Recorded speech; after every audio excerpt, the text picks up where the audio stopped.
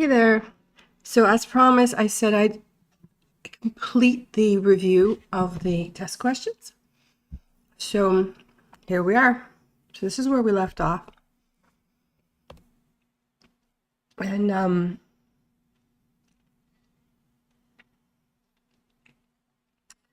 just give me a second here.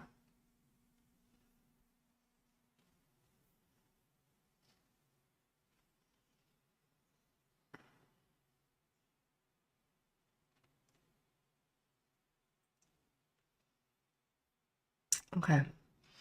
So if you remember, in valuing a share from CDQ Products Inc., we have this timeline for 80 cents. This is 80 cents.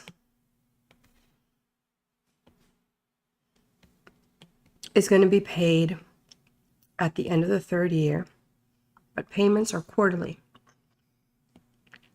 Nothing will be paid until then. So we're going to value the share at time one period before the first cash flow for this portion. And then we're going to value this other portion one period before its first payment. Now, we don't know at this moment what's that next cash flow with the new growth rate, but it's going to happen here. So we discussed it last class, but I'll go through it again. That, okay, we have the blue part, which is going to be a 13 payment annuity with growth. And I say 13 because I'm counting between the 12th quarter and the 24th quarter. In other words, 3 years and 6 years. And as I explain at the end of Unit 1, lecture notes, that you can count the number of payments by doing a simple equation from 24 minus 12, and you add 1. So that's going to be equal to 13 payments. So that's the math that you have to do to count these tick marks. Now you can see them. We can confirm by counting 1, 2, 3, 4, 5, 6, 7, 8, 9, 10, 11, 12, 13. Okay? So there's 13 payments, and between there we're going to have growth, right? So we also want the number of intervals. To count the number of intervals, it's different. It's just 24 minus 12 equals the number of intervals. In other words,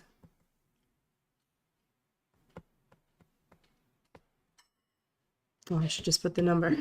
It's 12.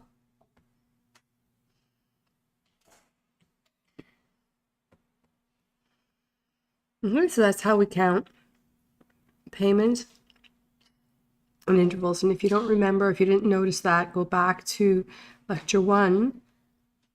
Unit 1, lecture notes to see these tips. Okay, so we'll have a growing annuity in there. And then what we'll need for this portion here is it's going to be a perpetuity with growth. We're going to want the first payment of that perpetuity with growth.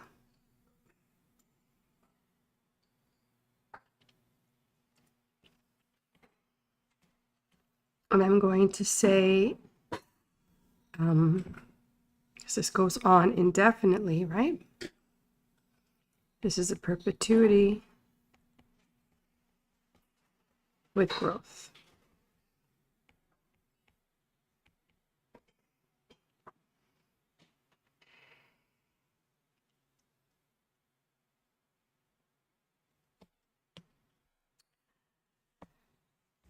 Okay.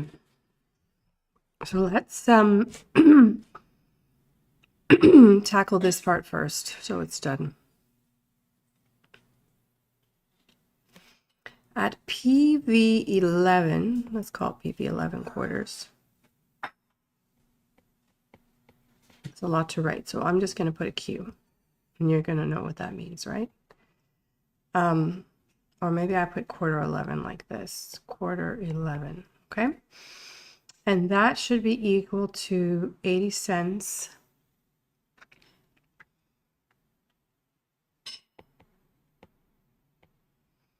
And then the effective quarterly rate, which we computed above, minus the rate G from the top for that portion, and then 1 minus 1 plus G divided by 1 plus the interest rate. And we said there were 13 payments. So that is that portion. And what we're going to have to do then is discount that back.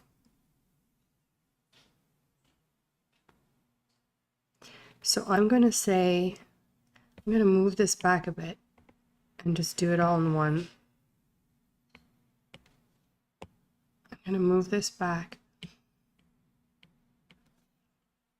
And I'm going to say PV0 of this portion is equal to 1 over 1 plus EPR 1/4 to the power 11 of PVQ11. So that's going to be all of that times, I have to move this over. I have to move this whole thing over. Clean that up.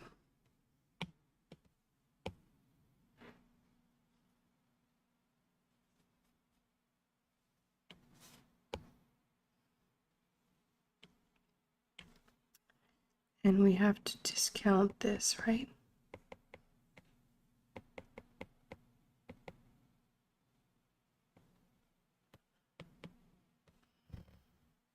Got it? I hope you got it. Put a bracket there in case. Right, so that's how it has to be. So that's that portion. Then we have to take the perpetuity with growth, where the first cash flow will be 80 cents.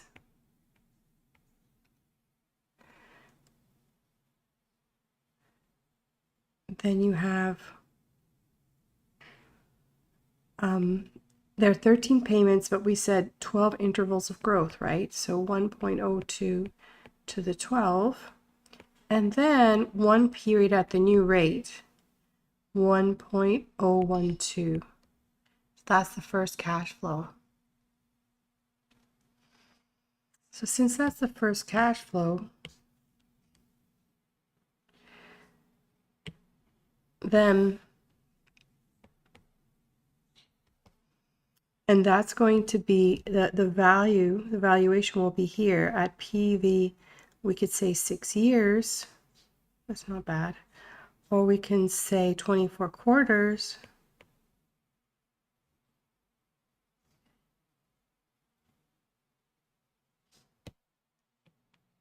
I can write a Q or 20, Q24 or 20, yeah, Q24. All right, and then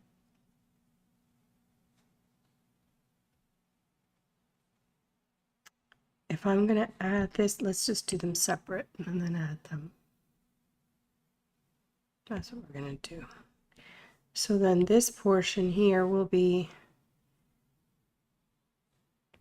PV0. I have to discount the PV Q24, 24 periods, right?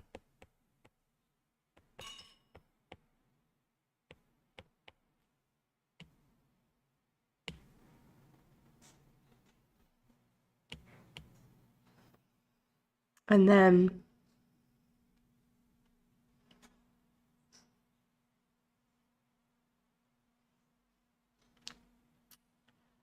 And then, so then what's the PV, what's the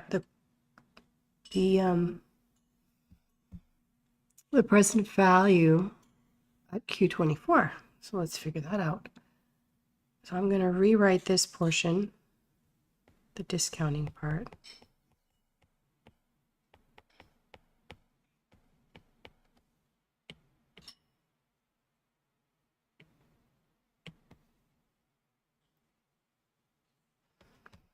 And then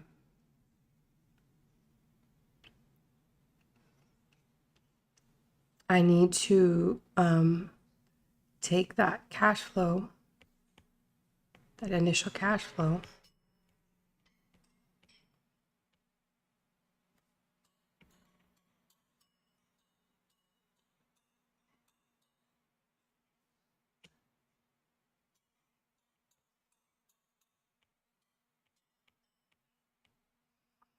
and I have to divide it by I minus G.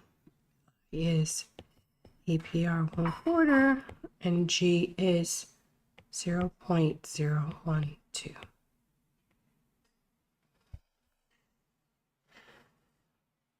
Okay, so practice plugging this in. I'm going to shrink this a bit.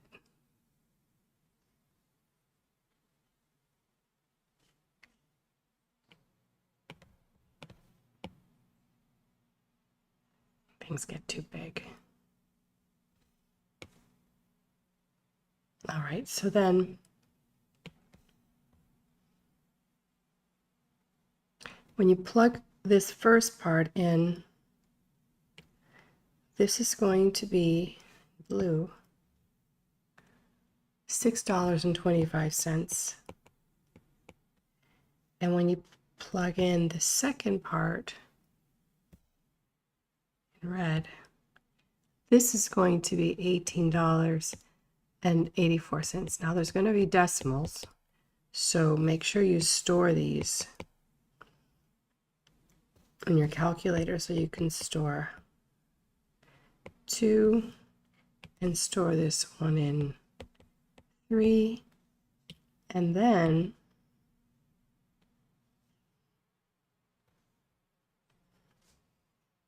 add them together. All right, so this is long, right? It's long. When it's long, it means you have a greater chance of making a mistake somewhere, but most students didn't pick this option. So remember to use your stored values, because it might change the decimals. In this case, it doesn't, but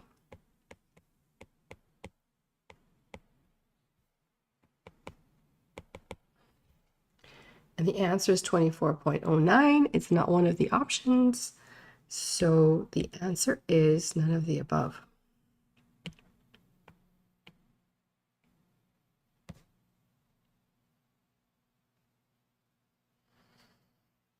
So see if you can do that, practice that. That's a long one. All right, let's go to the next problem.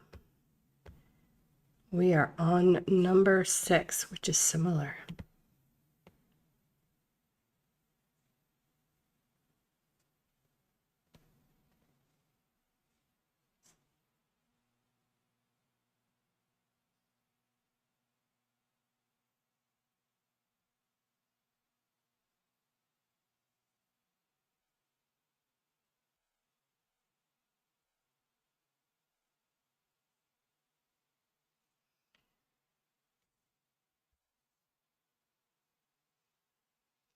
So here we have an annual dividends. First annual dividend, so annual payments, we just need an annual rate.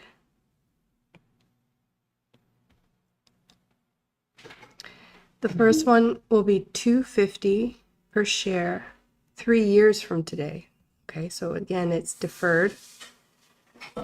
Yearly dividends, oh, that should say will, then increase at a rate of 6% per year until the end of the 8th year from now, and then grow at 3.5% thereafter. What is the price if the EAR is 15%? Okay, so No, maybe I'll put the graph here, or the timeline.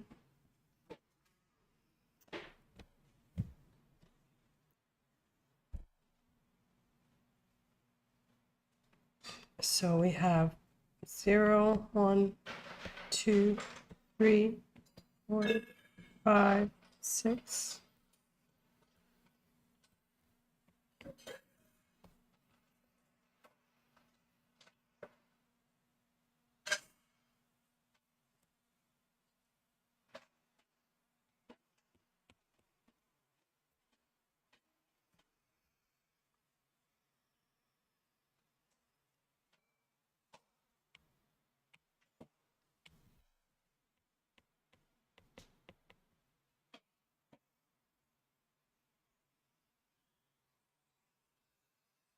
Oh, I have to go up to 8th year. Stop too early.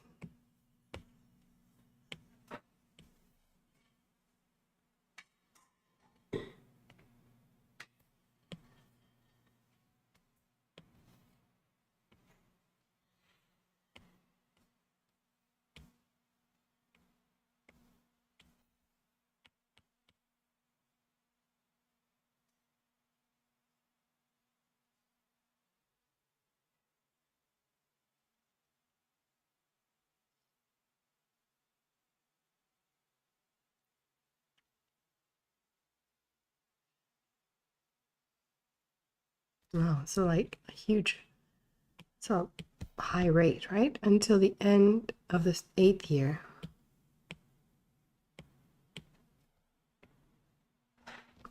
So G will be equal to 6%. And then it'll shift to 3.5% forever.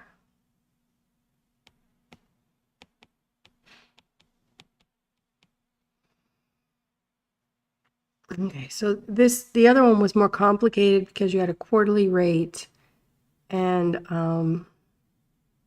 yeah, it just made things a little more complicated. Here's straightforward.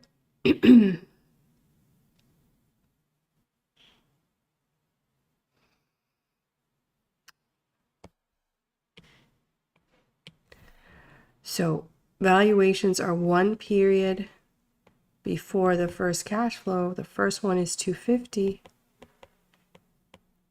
And then we have a growing annuity where I is going to be 15% minus G, which is 6%. And then 1 plus G over 1 plus I. So a growing annuity of how many payments? You can use the same rule as before, 8 minus 3 plus 1, right? Is 6. And you can see that too. You can see it. 1, 2, 3, 4, 5, 6.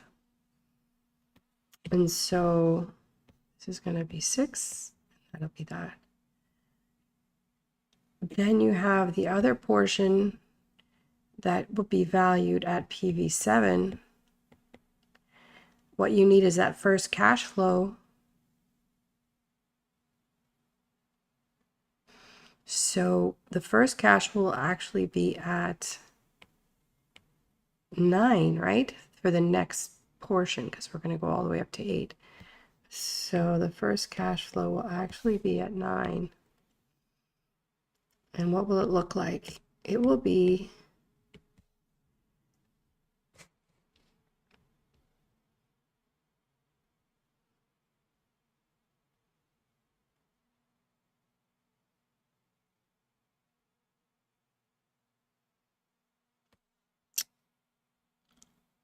so 250 with how many intervals of growth? 1, 2, 3, 4, 5.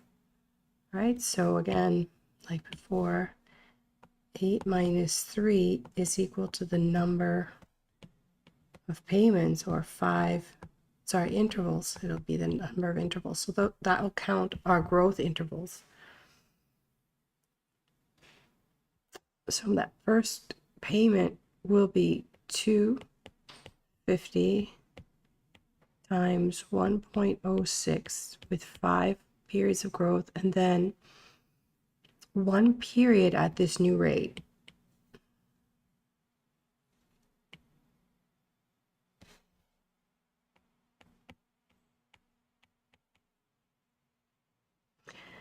And then you have a growing perpetuity after that.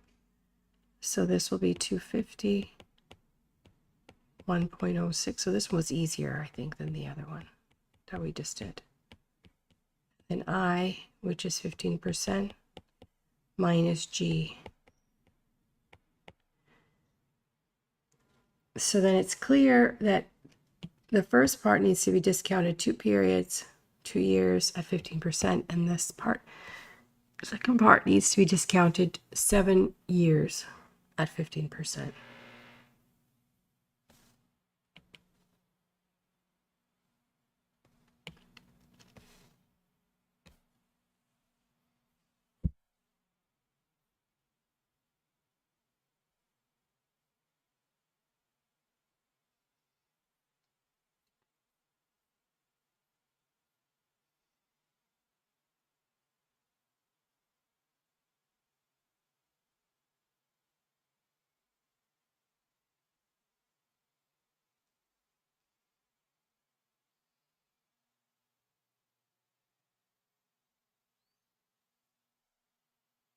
I'm sorry, it'll be at 8, right? Because the first one is at 9. I almost messed that up. Because this is at 9. I was seeing it here. So that's going to be at 9. And so 1 period before is at 8. This one has to be discounted at 2. So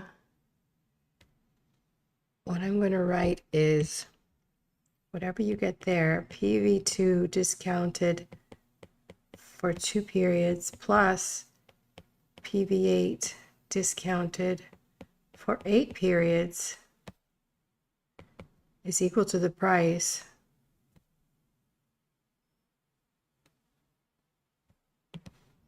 gotta move this over.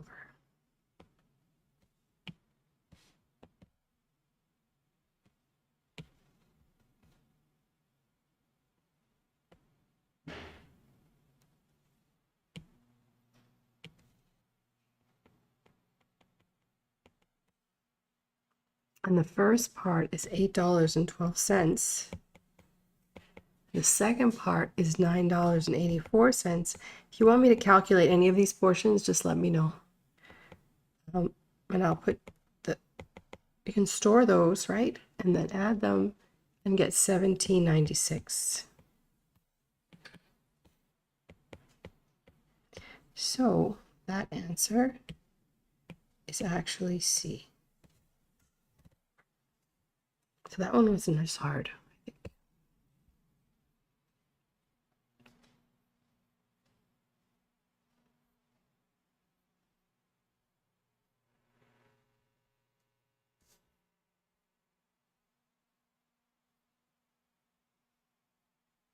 All right, 2 more to go. These are easy ones. Okay, these 2.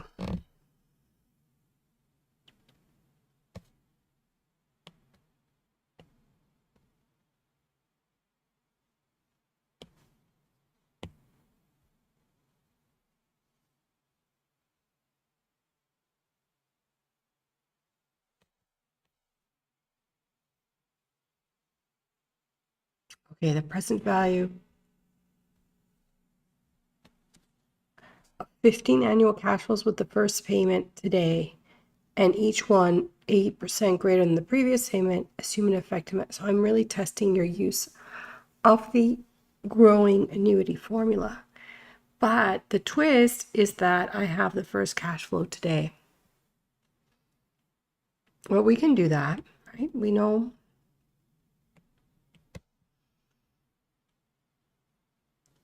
And we just got to put that separate. So the price will be the 11,000 today plus an annuity where the first cash flow is 8% greater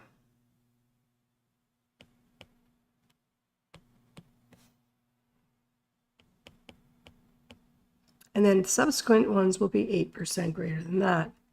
So you put that into a growing annuity for the remaining payments. It's only 14 because you used the first one here. Okay, so this is a variation combining annuity due and growing annuities, and you guys could do it. I hope so now that you saw this.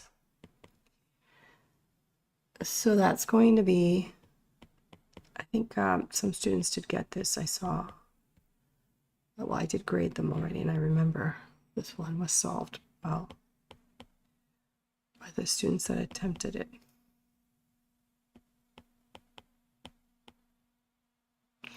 And the answer is the 116,118,37.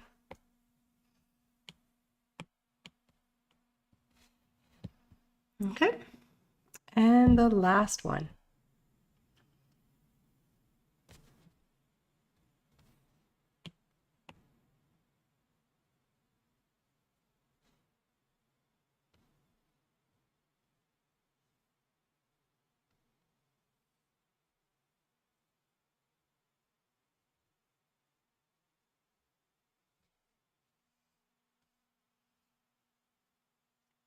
The government has issued a 7.2% coupon bond with semi-annual coupons and 22 years to maturity. If the yield to maturity for the bond is 7.5% per year compounded semi-annual, compute the price of a $1,000 face value bond. Now, this is not difficult. What you need to do is first obtain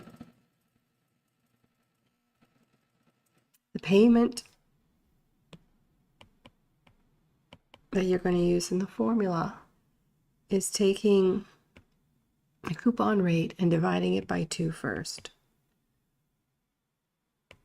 and multiplying by 1,000. Because it is semi-annual coupons, it's like a stated rate. So 0.072 divided by 2 times 1,000 is just $36. In terms of the rate you're going to use, I would write it as EPR 1/2 is just your yield to maturity of 0.075 divided by 2, which is 0.0375. So with that, we put together, remember, the formula is first the annuity, the coupon payments with the rate of 375. Now, if it was more complicated, I would just say write out EPR 1/2, but this one is not. And then the adjustment factor here. And this is going to be for 44 periods. I should convert that too. So 22 years is equal to 44 semi-annual periods. And then we add the face value at the end when the bond matures. Now you can put all this stuff into your calculator financial keys. It's going to be 44 into N, 3.75 into interest. PV is what we want, so we leave that. $36 into the payment. And 1,000 into FE. These are received, so they're positive. And then you compute PV, and you get the answer 967.92, and that's it. Okay?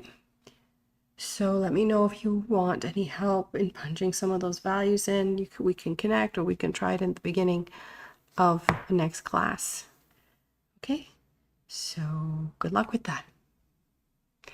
I'm signing off.